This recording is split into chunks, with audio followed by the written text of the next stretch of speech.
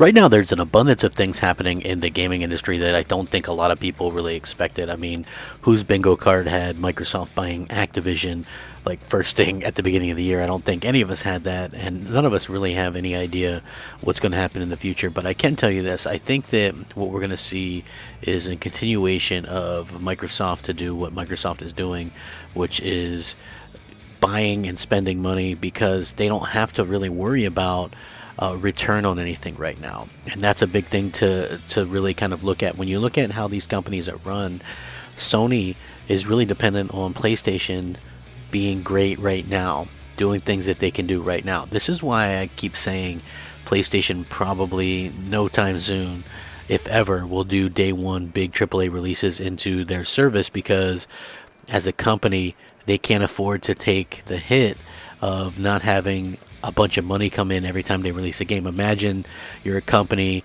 and you're used to selling, let's just take for example, like some of their games like Ghost of Tsushima, right? Sells 3 million copies in the first few days.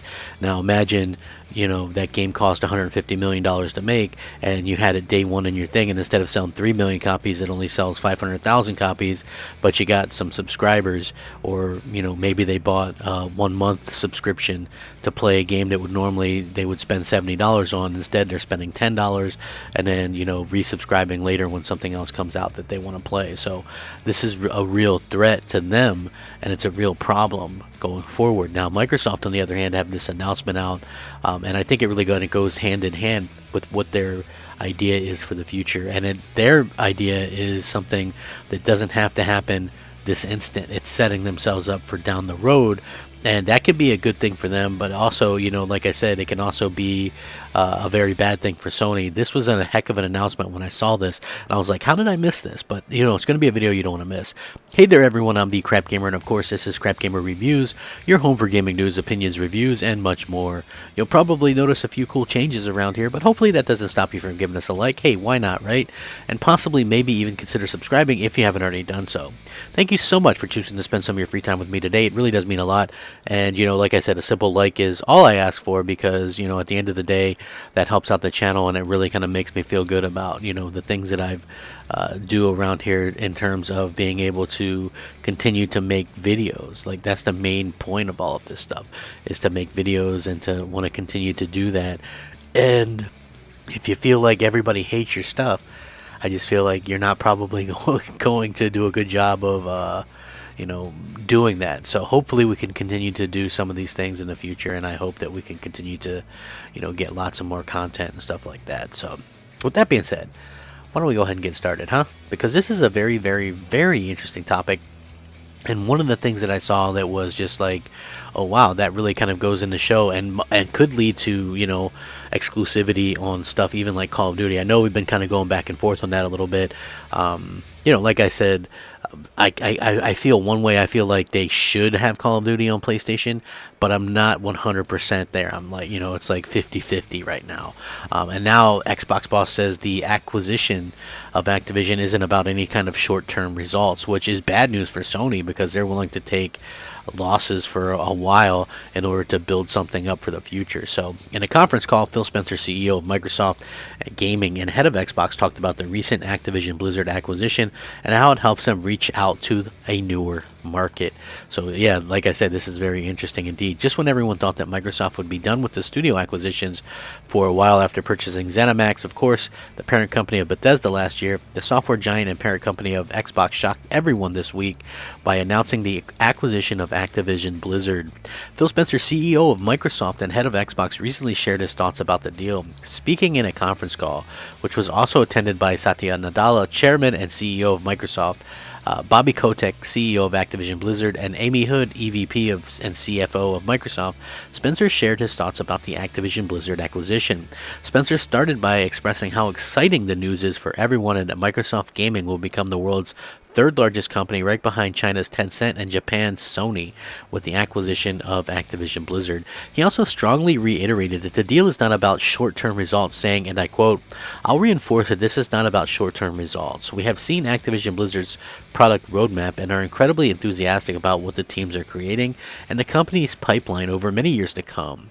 Spencer also cited ZeniMax's acquisition from last year, saying that in a similar vein, he is personally excited to work directly with the teams at Activision Blizzard.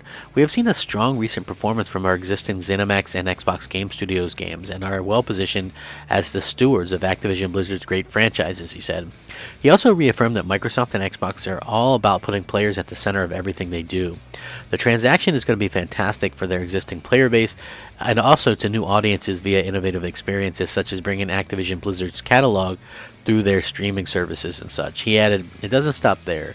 Extending our horizon a bit, this transaction will make our approach to the consumer metaverse even stronger. That's because our vision of the metaverse is based on interesting global communities rooted in strong franchises." He went on to say that the transaction adds one of the most successful mobile publishers to Microsoft Gaming, and he says, "I'm personally looking forward to learning from the innovative teams at King."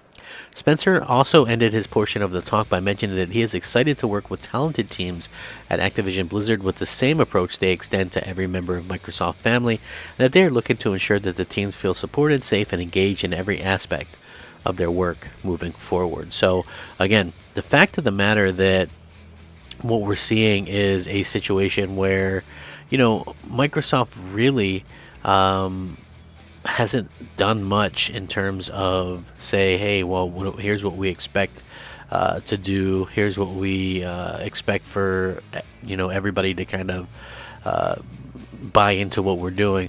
But for me personally, I just feel like what we're seeing from Microsoft is that they're willing to take incredible losses and take incredible risks when it comes to this stuff, just in terms of being able to spend this money. And I think that that's something that a lot of people probably maybe didn't understand what happened. Like, Microsoft just don't care. They have so much money that it's really worth it to them to be able to go out there and kind of just spend all this money however they want.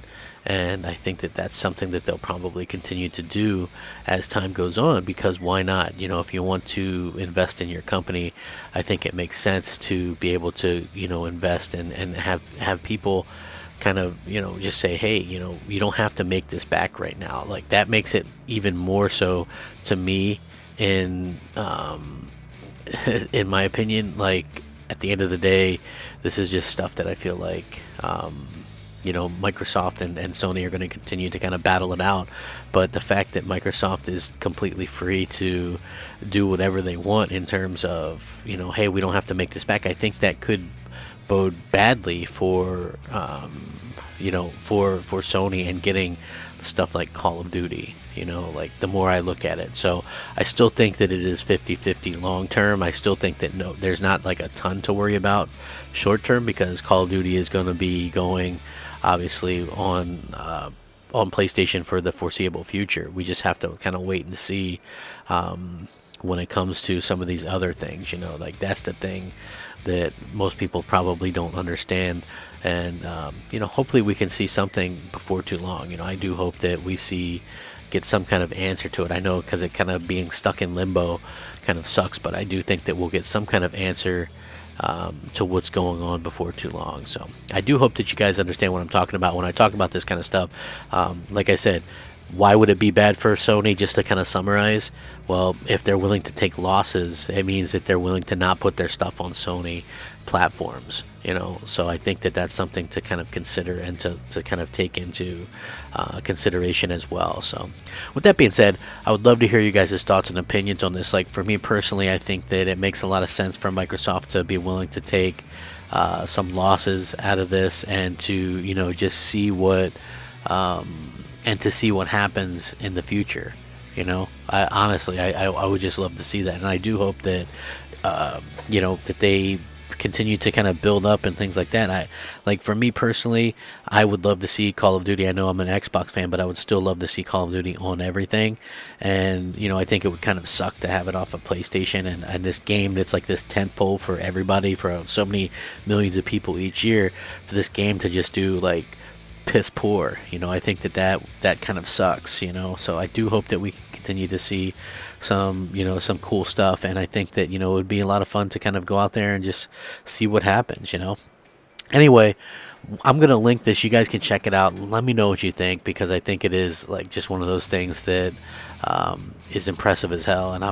You know, again, the fact that they're willing to go out and spend this type of money really proves that they're in it to win it, and in it long term. They're not just going to fold up anytime soon, or, you know, in the next 10 years, or even longer than that. And that should be a very comforting thought to a lot of people. Rack 'em up, fact 'em up, Crap Gamer 'em up. Thanks for watching. Crap Gamer out.